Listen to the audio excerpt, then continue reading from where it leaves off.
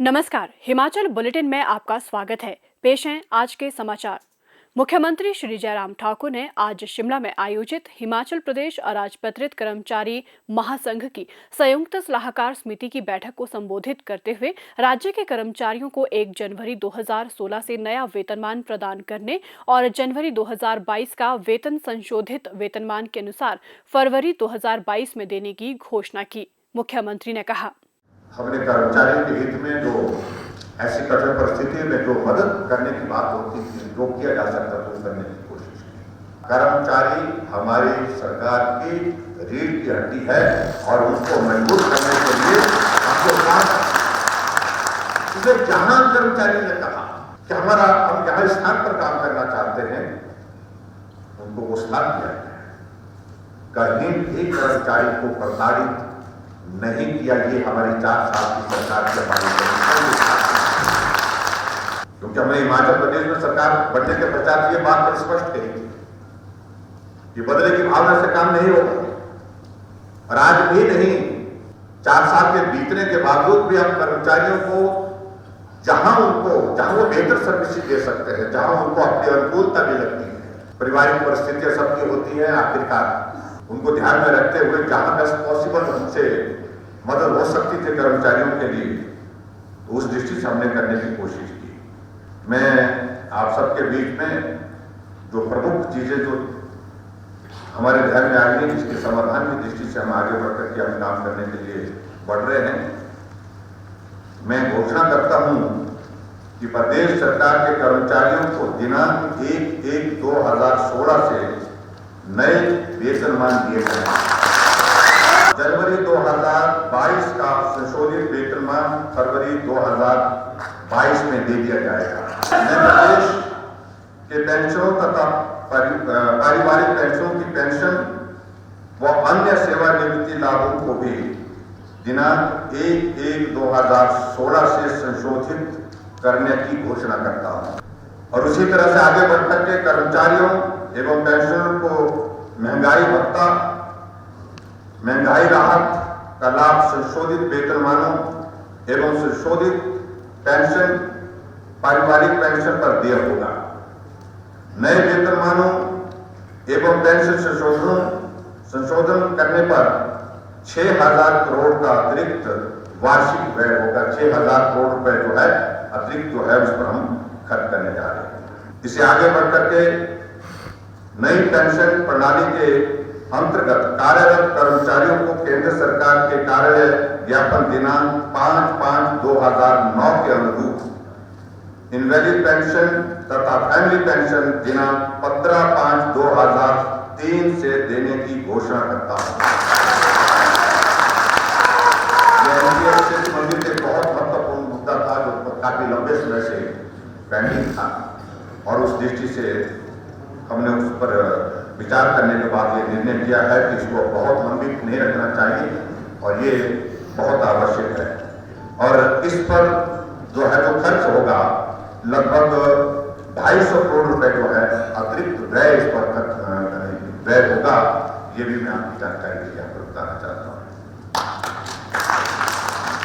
इससे आगे बढ़कर के मैं यह भी घोषणा करता हूं कि कर्मचारी अनुबंध पर कार्य कर रहे हैं, उनकी नियमितीकरण की अवधि को 3 वर्ष से घटाकर 2 वर्ष किया जाएगा।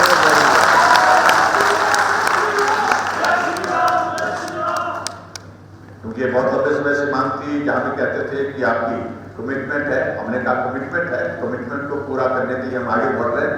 आज हम उस मुकाम पर पहुंचे, हमने पूरा किया और ये कॉन्ट्रैक्ट जो है 3 वर्ष से हमने 2 वर्ष का करने का निर्णय लिया।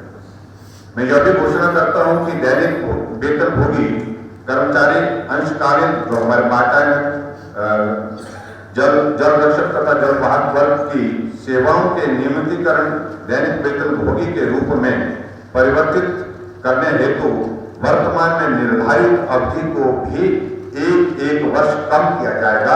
ये भी मैं सभी सबको उनके लाभ मिलेंगे। मुख्यमंत्री ने लंबित चिकित्सा प्रतिपूर्ति बिलों के भुगतान के लिए 10 करोड़ रुपए की अतिरिक्त राशि जारी करने की भी घोषणा की। उन्होंने कहा कि करुणामूलक आधार पर नियुक्ति के लिए मुख्य सचिव की अध्यक्षता में एक समिति गठित की जाएगी। ये समिति आगामी मंत्रिमंडल बैठक में अपनी प्रस्तुति देगी। उन्होंने कहा कि प्रदेश सरकार राज्य के जनजातीय क्षेत्रों में कार्यरत दैनिक वेतनभोगी एवं अनुबंध कर्मचारियों को जनजातीय भत्ता देने पर भी विचार करेगी। श्री जयराम ठाकुर ने कहा कि एनपीएस कर्मचारियों को अब पेंशन निधि चुनने की स्वतंत्रता होगी, जिससे उनके निवेश पर बेहतर रिटर्न सुनिश्चित हो सकेगा।